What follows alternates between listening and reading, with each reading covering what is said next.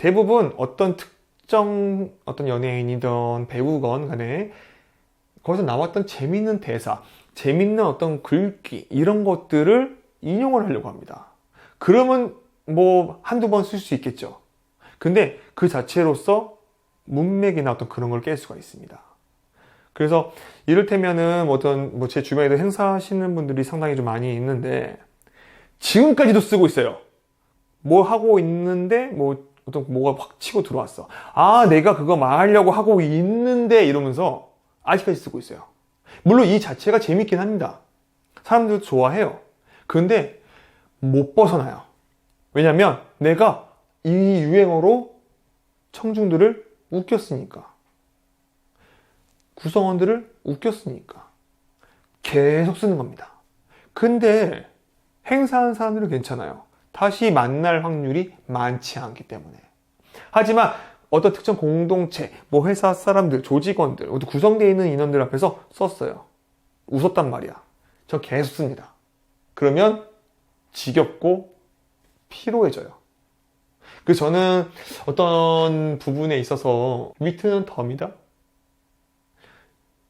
이 부분은 사실 제가 이렇게 정확하게 좀 표현을 해서 그렇지, 특정 문장으로 제가 표현해서 그렇지, 사실은 명언 제조가 성공하면 명언이 되는 거고요.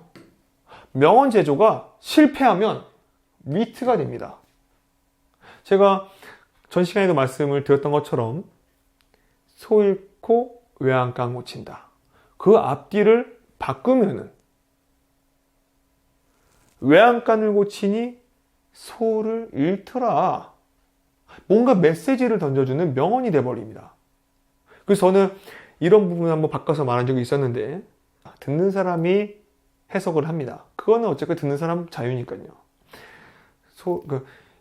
외양간을 고쳤더니 거기서 살던 소가 불편해지는구나.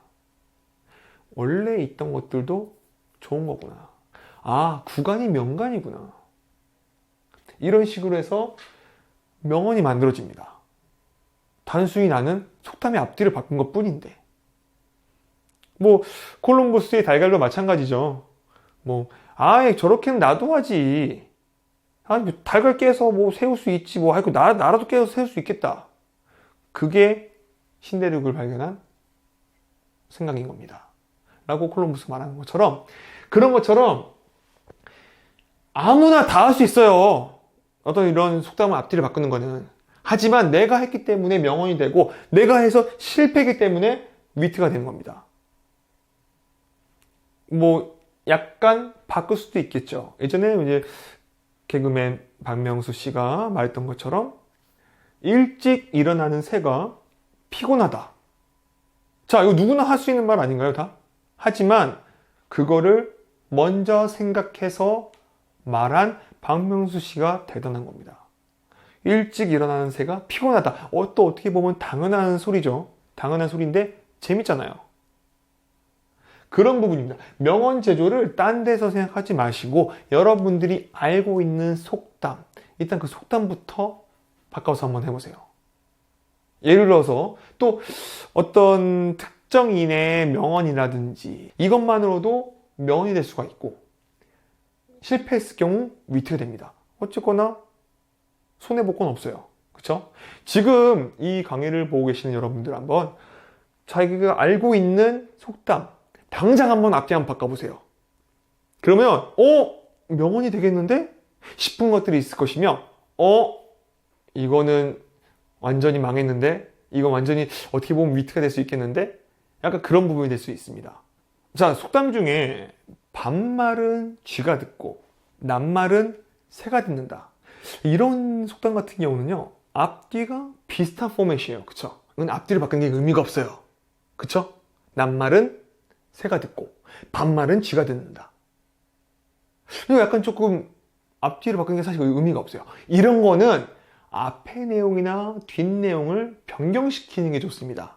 예를 들어서 낱말은 새가 듣고 반말은 기분 나쁘다. 뭐 이런 식으로. 그러면은 이게 약간 위트가 되는 거죠. 물론 앞말을 바꿀 수도 있지만 저 같은 경우는 순서를 먼저 바꾼 다음에 낱말은 새가 듣고 반말이지만 반말을 저는 약간 반말이라고 바꿨습니다. 반말은 기분 나쁘다. 이렇게 바꿔봤습니다. 자, 위트가 될 수 있겠죠? 그쵸? 그런 식으로 바꿀 수 있습니다. 하나 더 해볼까요? 자, 대인관계에 있어서의 또 중요한 어떤 그런 사회생활? 그쵸, 사회생활에 있어서 가장 중요한 어떤 그런 부분이 될 수 있는 속담을 한번 지금 말해보겠습니다. 윗물이 맑아야 아랫물이 맑다. 자, 이렇게 말하게 되면요, 사실 제 직급이 낮을수록 기분 나쁠 사람들이 많아요.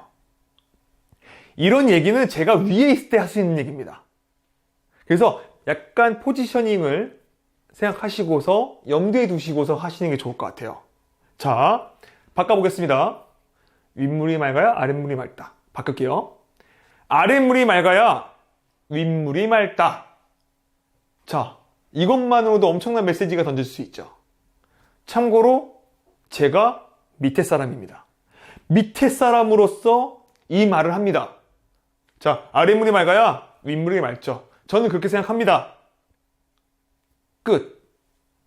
이것만으로도 이 엄청나게 사회적인 어떤 그런 사회성으로서는 인정받을 수 있을 겁니다. 그쵸? 왜냐면은 대부분 윗물이 맑아야 밑에 물이 맑을 수 있는 거 아니냐 이렇게 말하는데 그걸 역행한 거예요. 그 말은 즉슨 저의 포부를 담은 말인 겁니다. 내가 열심히 할게요. 내가 맑을게. 내가 투명하고 내가 깨끗하게 일할게. 그러면 윗분들도 당연히 맑아지겠죠. 이렇게 할 수 있는 겁니다. 자, 반대로 이거는 제가 윗물이면요, 이 속담은 사실은 바꾸는 게 의미 없어요. 윗물이 맑으면 아랫물이 맑다. 뭐 이런 부분, 그런 부분을 제가 변경을 해보겠습니다. 저는 참고로 지금은 이제 윗사람의 위치에서 말하는 거예요. 윗물이 맑으면 아랫물이 밝다. 맑다가 아닌 밝다로 하는 거죠. 윗물이 맑으면 아랫물이 밝다. 이렇게 하게 된다면 명언이 될 수 있는 거죠. 그쵸? 약간 상황에 맞게끔 달라지는 부분이 있을 수 있다라는 걸로 지금 속담 하나를 비유를 들어봤는데, 이런 부분이 적재적소에 쓸 수 있도록 평소에 약간 조금 속담이라든지 뭐 그런 부분은 좀 기록해 놓는 게 좋을 것 같아요. 막상 떠올리려고 하면 안 떠오를 수 있거든. 그래서 뭐 지나가다가 갑자기 딱 너무 좋은 속담이 딱 떠올랐어. 그럼 바로 기록을 해놓는 겁니다. 그러니까 많은 작곡가들 마찬가지예요. 항상 녹음기를 갖고 다닌대요. 그래서 어떤 특정 음률이 떠오르면 바로 녹음을 시킨다고 하더라고요. 근데 스피치는 그렇게까지 할 필요 없어요. 그냥 핸드폰만 있으면 됩니다. 바로 속담 바로 기록해 놓는 거죠. 바로 써놓는 겁니다. 그 뭐 어렵지 않잖아요. 그렇죠? 지하철 타고 가다가 떠오르는 거, 걸어가다가 떠오르는 거, 자기 직전에 떠오르는 거 바로바로 적어놓는 겁니다. 그리고 내가 어디에 스피치를 해야 되는 상황이 왔을 때 그 전에 한번 싹 보는 거예요. 아, 오늘 이거를 좀 써먹을 수 있겠어. 오케이. 그러면 그 속담을 바로바로 쓰는 겁니다. 그 명언이나 속담이나 아무튼 뭐 위트든 간에 이런 부분을 바꿔서 쓰면 좋을 것 같다. 내가 윗사람으로서 뭐뭐 한 상황이면은 이런 부분 써도 좋고요. 제가 밑에 사람으로서 쓸 수 있는 거 이렇게 하면 되고, 이 속담은 저렇게, 저 속담은 이렇게 얼마든지 바꿔서 할 수가 있을 것 같습니다. 자, 많은 사람들이 공식처럼 알고 있어요. 뭐 몇 분 스피치에 위트가 몇 번 들어가는 것이 좋으며 그것은 중간쯤이 좋고 뭐 초반이 좋으며 다 필요 없습니다. 여러분들 하고 싶을 때 하시면 돼요. 하지만 가급적이면 초반에 말하는 것이 좋습니다. 초반에 참 초반에 말할 게 많아요. 그죠? 동사도 먼저 말해야 되고 언제도 먼저 말해야 되고, 그쵸? 근데 위트 또한 먼저 말하는 것이 좋습니다. 하지만 저한테, 이 최우열한테 강의를 들으신 여러분들이면 기본적으로 주어 동사 먼저 말하시고 언제로서 집중을 시키시고 그 다음에 명언 한번 말해주세요. 위트 있게 속담을 바꿔서. 그러니까 뭐 옷에 관한 부분이다. 뭐 옷에 관한 회사에서 일하고 있다. 그런다면 보이스비 티셔츠 이런 것처럼 쓰잘데기 없고 썰렁하다 느껴질지라도 먼저 말씀하세요. 사람들이 피식 정도만 해도 성공한 거예요. 그리고 사람들이 썰렁하게 생각한다 하더라도 갑자기 말장난이야. 그래도 뭐 쓸만하네. 이 정도만 돼도 성공. 그 정도의 위트도 충분히 나를 좀 더 돋보이게 하기 위해서가 아닌 내 스피치를 조금 더 집중시키게 하기 위한 그 정도의 하나의 스킬이라고 생각하시면 될 것 같습니다. 쪽팔림은 잠깐입니다. 이상입니다.